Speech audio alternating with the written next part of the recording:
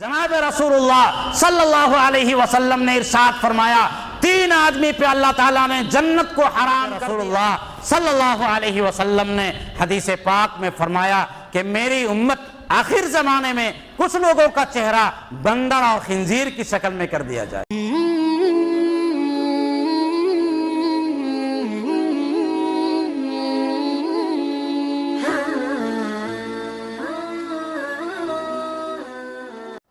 اللہ تعالیٰ نے ایمان کے بعد جو سب سے بڑی دولت عطا فرمائی وہ انسان کی صحت ہے۔ ایمان کے بعد جو اللہ تعالیٰ نے انسان کو دولت عطا فرمائی ہے وہ انسان کی صحت ہے۔ نبی علیہ الصلوۃ والسلام نے ارشاد فرمایا، نعمتان مغبون فیہما کثیر من الناس، دو نعمتیں ایسی ہیں کہ عام طور پہ انسان اس کے بارے میں خسارے میں ہے اور نقصان میں ہے، اس کی اہمیت کا اسے اندازہ نہیں ہے، اور اس نعمت کے زوال کے بعد اور اس نعمت کے ختم ہونے کے بعد اسے احساس ہوتا ہے کہ اللہ نے ہمیں کتنی بڑی دولت سے سرفراز فرمایا تھا۔ نمبر ایک الصحہ، نمبر ایک انسان کی صحت ہے۔ جب تک کہ انسان کے پاس صحت ہے اس کی اہمیت کا اسے اندازہ نہیں، لیکن آپ ان لوگوں سے معلوم کیجئے جن کے اعضاء خراب ہو چکے ہیں، جن کی کڈنی خراب ہو چکی ہے، جن کے گردوں میں انفیکشن ہو چکا ہے یا پیٹ میں کوئی طرح کی بیماری ہو گئی ہے، ہارٹ اس کا کام کرنا بند کر دیا ہے، ایک بلاک دو بلاک کسی طرح سے کوئی بلیکوز ہو گیا ہے، آنکھوں میں کسی طرح سے پریشانی آ گئی ہے، یہ نسیں دب گئی ہیں، ان لوگوں سے آپ معلوم کیجئے کہ اللہ تعالیٰ نے جو اسے دولت عطا فرمائی تھی اس دولت کتنی بڑی دولت تھی جس کا اسے احساس اب ہو رہا ہے جب وہ نعمت چلی گئی۔ جب تک کے پاس انسان کے پاس نعمت رہتی ہے اس نعمت کی اہمیت کا اسے اندازہ نہیں ہوتا، اور جب نعمت چلی جاتی ہے اس کے بعد اس نعمت کا اندازہ ہوتا ہے۔ حالانکہ اصل اصول یہی تھا کہ جب نعمت موجود ہے تو اس کا شکریہ ادا کرنا چاہیے، اللہ کا فضل ادا کرنا چاہیے، اللہ تعالیٰ کی نعمتوں کا شکریہ ادا کرنا چاہیے اور اس کی حفاظت کی مکمل طور پہ کوشش کرنی چاہیے۔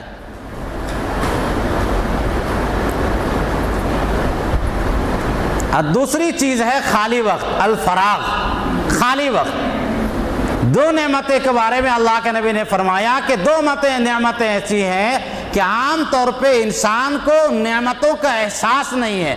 ایک ہے خالی وقت میں انسان ایسی گزار دیتا ہے، کوئی ایسا کام کرنا چاہیے جس میں دین یا دنیا کا کسی نہ کسی طرح سے نفع ہو اور اس میں نقصان نہ ہو یا اللہ کی ناراضگی کا سبب نہ بنتا ہو، لیکن ہم بیٹھے بیٹھے یوں ہی ضائع کر دیتے ہیں، اور اگر لگتے بھی ہیں تو غیبت میں، چغلخوری میں، لعن طعن میں، ایک دوسرے کے پیچھے ان چیزوں میں اپنے اوقات کو ضائع کر دیتے ہیں، جس کا افسوس ہمیں کل قیامت کے دن ہوگا کہ اگر ہم کاش کے ایک مرتبہ سبحان اللہ پڑھ لیے ہوتے، یا جناب رسول اللہ صلی اللہ علیہ وسلم نے جو بخاری شریف کی آخری حدیث ہے کہ حضور نے فرمایا، کلمتان حبیبتان الی الرحمن ثقیلتان فی المیزان خفیفتان فی اللسان، کہ دو کلمے ایسے ہیں کہ رحمان کو بہت زیادہ پسندیدہ ہے، میزان پہ بہت زیادہ بھاری ہے اور زبان پہ بہت ہلکے ہیں، سبحان اللہ و بحمدہ سبحان اللہ العظیم۔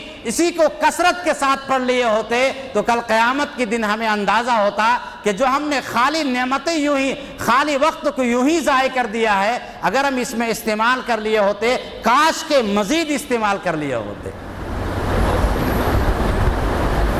تو انسان کو جو اللہ تعالیٰ نے صحت عطا فرمائی، اس صحت کی حفاظت کرنا انسان کی اپنی ذمہ داری ہے، اور انسان کو جو اللہ نے صحت عطا فرمائی ہے یا جسم عطا فرمایا ہے یہ انسان کا اپنی ملکیت نہیں ہے۔ انسان کا جسم کہ جس طرح چاہے اس کو استعمال کر لے، یہ جسم اللہ تعالیٰ نے امانت ہمیں عطا فرمائی ہے۔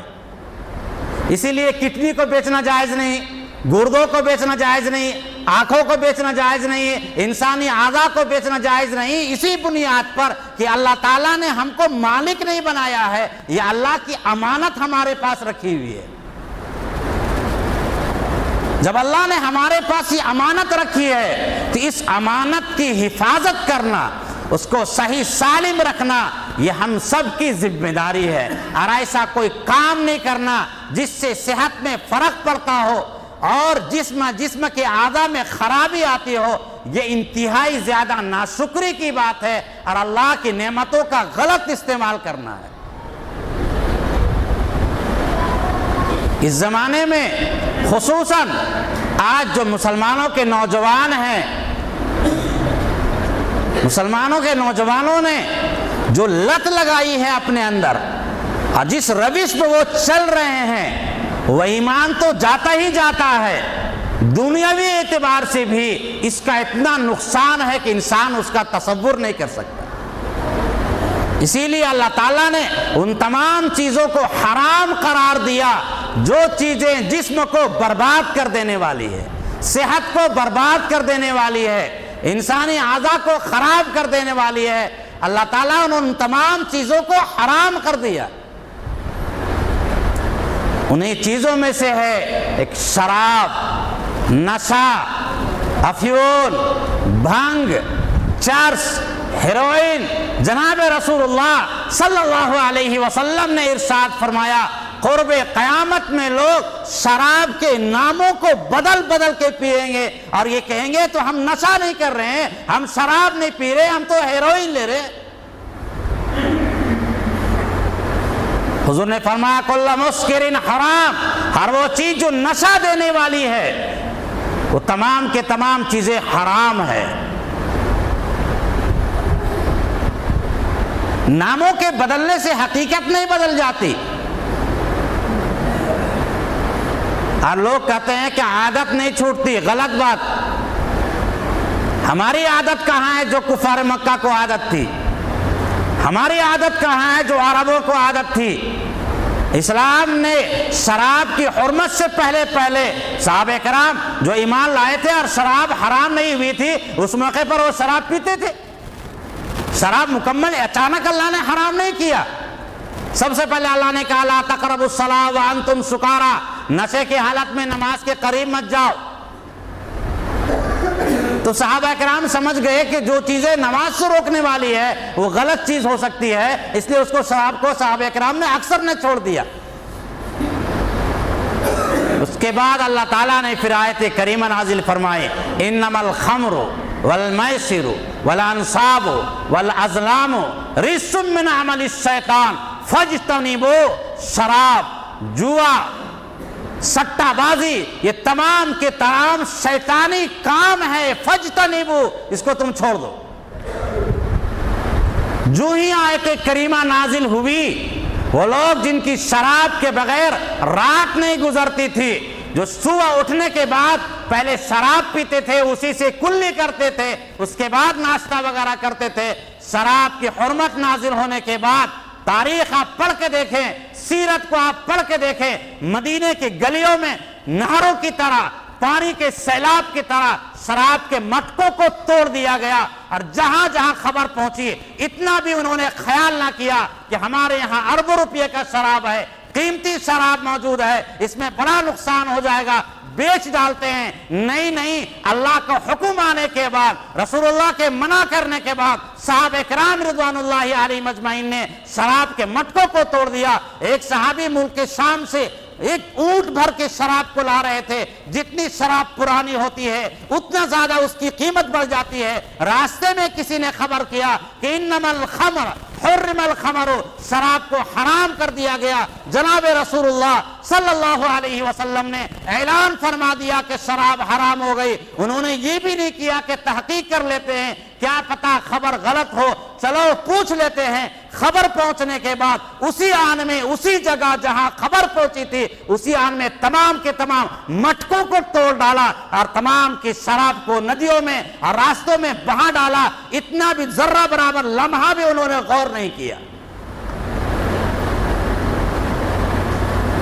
ایک صحابی ہے، بچے وہ فرماتے ہیں کہ میں شراب پلا رہا تھا، ایک صحابی زبان تک شراب کو لے کر گئے تھے، یوں لے کر گئے تھے کہ کسی نے خبر دیا نبی علیہ الصلوۃ والسلام نے شراب کی حرمت کا اعلان کر دیا ہے، بخاری شریف کے الفاظ ہیں، یوں تھا، یوں کر کے انہوں نے یوں ہی پٹک دیا، اتنا بھی نہیں کہا کہ اس کو پی لیتے ہیں، کم سے کم اللہ اور اس کے رسول کے حکم آ جانے کے بعد نافرمانی ہو جائے، اللہ کی ناراضگی کا سبب بن جائے، اللہ اور اس کے رسول کی بات کو نہ مانا جائے، یہ صحابہ کرام میں ہو نہیں سکتا تھا۔ یہ مثال انہوں نے قائم کی، یہ محبت کی مثال اللہ اور اس کے رسول کے انہوں نے قائم کی کہ اللہ اور اس کے رسول کا حکم آ گیا تو زبان تک، حلق تک، جام کو لب تک جانے کے باوجود بھی پٹک ڈالا۔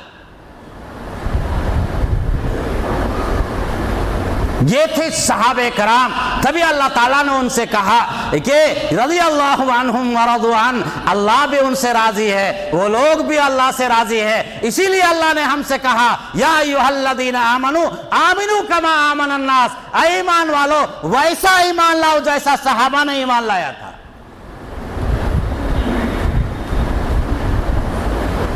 ویسا ایمان لاؤ گے تب اللہ تعالیٰ ایمان کو قبول کرے گا۔ اتنی آسان جنت نہیں ہے۔ حفت النار بالشہوات وحفت الجنت بالمکارہ، نبی اللہ تعالیٰ نے جبرائیل سے کہا جاؤ جاؤ جنت کو دیکھ کر آؤ، دیکھ کر آؤ۔ جب دیکھ کر آئے کیسا پایا کہ اللہ جو بھی اس کو دیکھے گا، ہر آدمی اس میں داخل ہونے کی کوشش کرے گا، جو بھی دیکھ لے گا اس کو کبھی سے نکلنے کی کوشش نہ کرے گا۔ حضور نے کہا جاؤ جہنم کو دیکھ کے آؤ، کہ اللہ اس کے قریب کو جانے کی کوشش نہیں کرے گا۔ پھر اللہ تعالیٰ نے دوبارہ جنت کے کناروں میں مشقتوں کو، پریشانیوں کو، آزمائشوں کو اور نفس کے خلاف جو چیزیں آتے ہیں اللہ تعالیٰ نے اس سے گھیر دیا، کہا جنت کو دیکھ کے آؤ، تو کہا اللہ اتنی آزمائشیں ہیں کہ شاید ہی کوئی آدمی اس میں جا سکے گا۔ حفت الجنت بالمکارہ، جنت کو گھیر دیا گیا مشقتوں کے ساتھ۔ جب ہم مشقتوں کو پاس کریں گے، گلاب کا پھول توڑنے کے لیے دنیا کا سب سے حسین جو گلاب ہے وہ گلاب کا پھول مانا جاتا ہے، لیکن آپ نے دیکھا ہوگا اس گلاب کو توڑنے سے پہلے آپ کو کانٹوں سے گزرنا ہوگا۔ کوئی گلاب کا پھول ایسا نہیں ہے جس کے آس پاس میں اللہ نے کانٹوں کو نہیں رکھا ہے۔ قیمتی چیز کو پانے کے لیے کانٹوں سے گزرنا پڑتا ہے۔ فلق تحم العقبہ، گھاٹی کو پاس کریں گے تب ہم کشمیر کی وادی میں پہنچ پائیں گے۔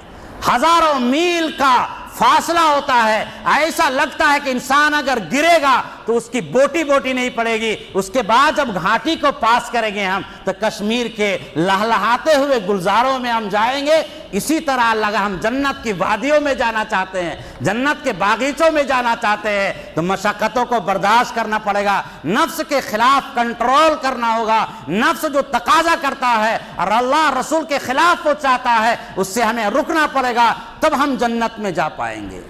اتنی آسان بھی جنت نہیں ہے جتنا ہم لوگوں نے سمجھ رکھا ہے۔ نبی علیہ الصلوۃ والسلام نے ارشاد فرمایا من شرب الخمر، جو شراب کو پیے گا ایک مرتبہ اللہ تعالیٰ اس کی 40 دن کی نماز کو قبول نہیں کرتے۔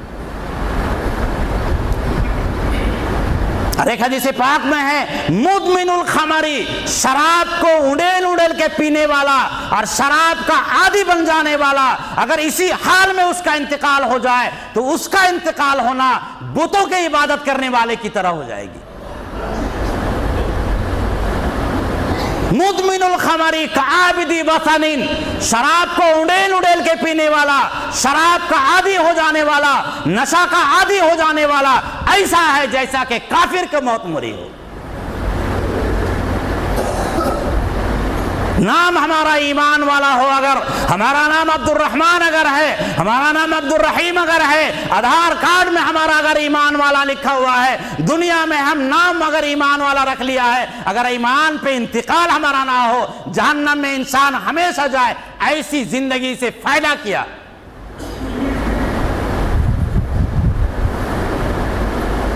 حضور نے فرمایا، اللہ تعالیٰ فرماتے ہیں میری عزت کی قسم جو ایک گھونٹ بھی شراب کو پیے گا اسے ہم جہنم میں جہان زانیہ عورتوں کی شرمگاہ سے جو خون نکلے گا، جو پیپ نکلے گا، اسے ہم ضرور پلا کر رہیں گے اگر اس پہ توبہ کر کے وہ مرا نہیں۔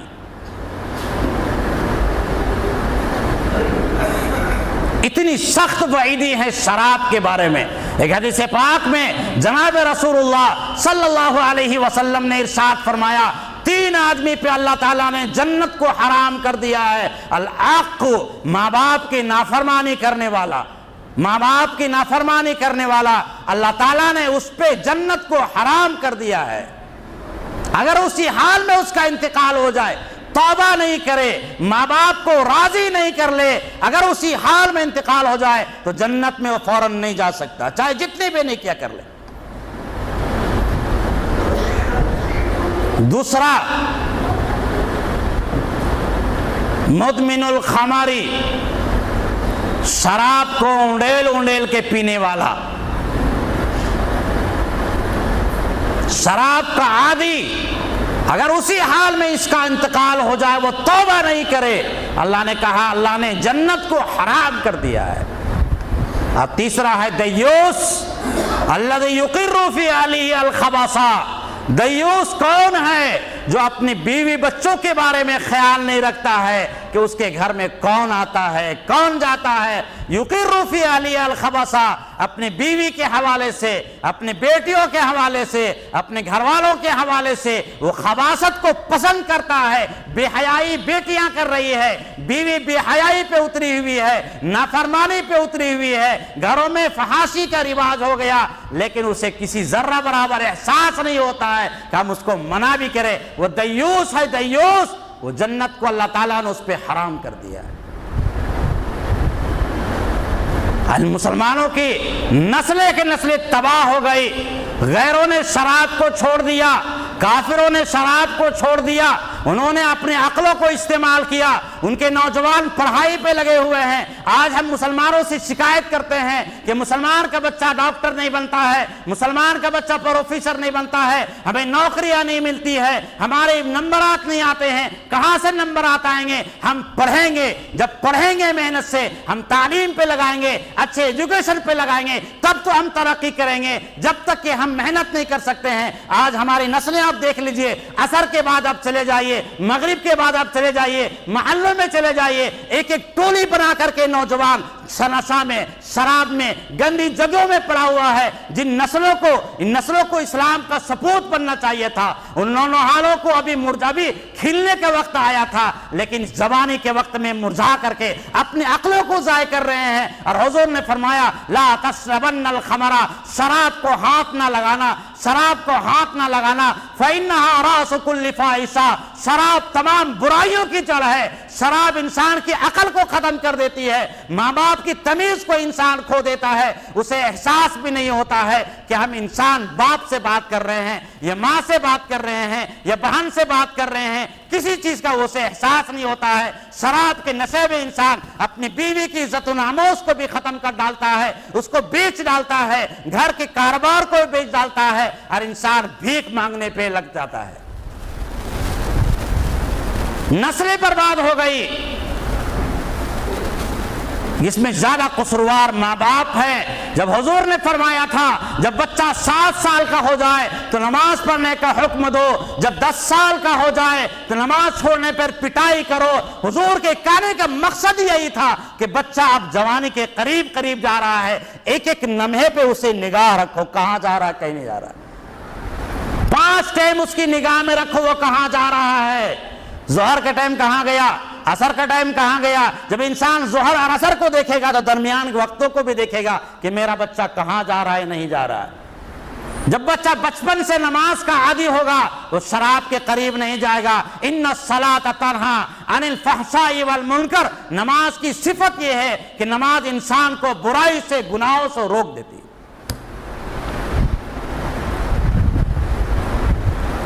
مسلمانوں اب بھی وقت ہے کہ اپنے اولاد کی ہم فکر کریں، جو اولاد بگڑ گئے ہیں ان کے مکمل طور پہ کوشش کرے، ان کی اصلاح کی کوشش کرے، ورنہ دین بھی برباد ہے، دنیا بھی برباد ہے، جسم بھی برباد ہے۔ اور شراب کے بارے میں تمام اطباء ڈاکٹر کو اتفاق ہے، جتنا انسان کو نقصان صحت کے اعتبار سے شراب سے ہے، نشہ سے ہے، دنیا کی کسی چیز سے نہیں ہے۔ لوگ کہتے ہیں کہ اس سے غم دور ہوتا ہے، دنیا کا سارا غم، جناب رسول اللہ نے فرمایا تمام غموں کی بنیاد ہے شراب۔ اگر ہمیں غم کو دور کرنا ہے تو الا بذکر اللہ تطمئن القلوب، کان کھول کے سن لو، اللہ کے نام لینے ہی سے دلوں میں اطمینان اور سکون آتا ہے، یہ شراب سے سکون نہیں آتا۔ اللہ کہتے ہیں شراب انما یرید الشیطان ان یوقع بینکم العداوۃ والبغضاء، شراب کے ذریعے شیطان تمہارے دلوں میں جھگڑا کرانے کی کوشش کرتا ہے۔ آج جتنے بھی واقعات طلاق کے پیش آ رہے ہیں، خاندان کے خاندان اجڑ جا رہا ہے، 4 5 اولاد کے بعد انسان طلاق دے دیتا ہے اور تینوں طلاق دیتا ہے، اس کی بنیادی وجہ اکثر واقعات میں وہ شراب کی حالت میں ہوتا ہے، نشے کی حالت میں ہوتا ہے۔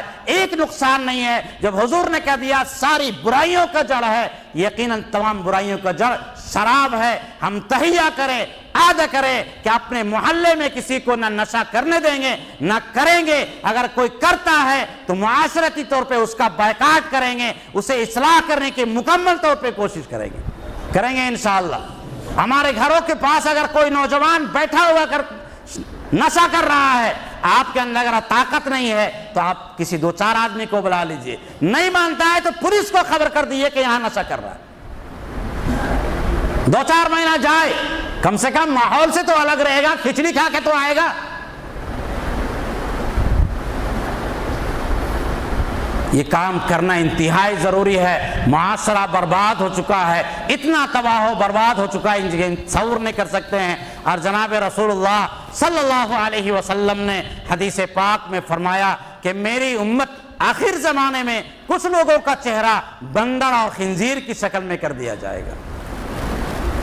تو صحابہ نے پوچھا اے اللہ کے نبی کیا وہ مسلمان ہوں گے؟ ایشہدون انک رسول اللہ وَأَلَّا إِلَٰهَ إِلَّا اللَّهُ، کیا وہ اس بات کی گواہی دیں گے کہ آپ اللہ کے رسول ہیں اور اللہ کے علاوہ کوئی معبود نہیں؟ حضور نے فرمایا نعم نعم، یصلون ویصومون ویحجون، وہ نماز بھی پڑھتے ہوں گے، روزہ بھی رکھتے ہوں گے، حج بھی کرتے ہوں گے، اس کے باوجود ان کے چہروں کو بدل دیا جائے گا بندر اور خنزیر کی شکل میں۔ صحابہ کو بڑا تعجب ہوا، فما بالہم یا رسول اللہ، اے اللہ کے نبی اس کی وجہ کیا ہوگی؟ حضور نے فرمایا اتخذوا المعازف والقینات وشربوا الخمور فباتوا علی لہوہم فاصبحوا قردۃ وخنازیرا، وہ گانے بجانے کا سامان اپنے پاس رکھیں گے، شراب کو پیئیں گے، اسی لہو و لعب میں نماز بھی پڑھ کے گئے، گھر میں ٹی وی کھولیں گے، شراب، کوریکس، اس میں کیا کیا ڈالتے ہیں، ٹیبلٹ ڈالتے ہیں، بعض نوجوان تو وہ فیویکول آتا ہے، فیویکول کو اس کو سونگھتے ہیں، اس سے بدر گو سونگھ لیتا، سب کی بدبو تو برابر ہی ہے، ارے اس کو سونگھنا ہے تو بدبو ہی، عجیب و غریب چیزیں ہیں۔ یہ اسکول کے پیچھے آپ جا کے دیکھ لیں گے، یہاں پر اتنی گندگی ہے کہ انسان تصور نہیں کر سکتا۔ کوئی بھی عقل مند وہاں سے گزرنے میں سوچتا ہے، وہاں جا کے آرام سے کھینچتے رہتے ہیں، اور کھینچنے کے بعد تو ایسا لگتا ہے کہ ساری دنیا کا مالک وہی ہے۔ ایک بادشاہ گزر رہا تھا، ایک مست شرابی، وہ گھوڑے پہ بادشاہ گزر رہا تھا، اس کو کہنے لگا او بیچے گا، اپنے کٹیا کو بیچے گا، وہ ہاتھی کو کٹیا بول رہا تھا، تو شراب کے نشے میں تھا۔ بادشاہ نے کہا کہ اس کو پکڑو، اس کو 2 دن اپنے پاس رکھا، جب ہوش میں آیا کہا کٹیا خریدے گا؟ کہا حضرت وہ خریدا تو 2 دن پہلے ہی چلا گیا، آج تو نہیں خریدنا چاہ رہا ہے۔ بادشاہ کو ہنسی آ گئی، اس کو ہوش جب آیا تو اس نے کہا کہ خریدا تو 2 دن پہلے ہی تھا۔ نشے کی حالت میں انسان کو تمیز ہی نہیں رہتی کہ کہاں گا رہا، کیا بول رہا ہے وہ۔ تو حضور نے فرمایا فباتوا علی لہوہم، رات اسی حال میں گزارے گا، فاصبحوا قردۃ وخنازیرا، صبح اس حال میں کرے گا، اس کا چہرہ بندر اور خنزیر کی شکل میں بدل دیا جائے گا۔ اللہ ہم سب کی حفاظت فرمائے۔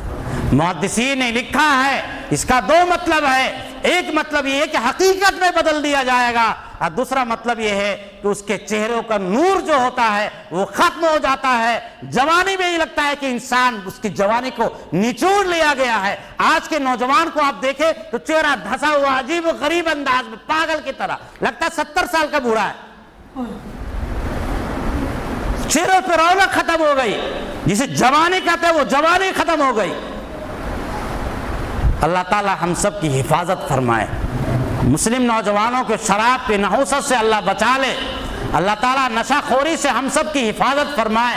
وآخر دعوانا الحمدللہ رب العالمین۔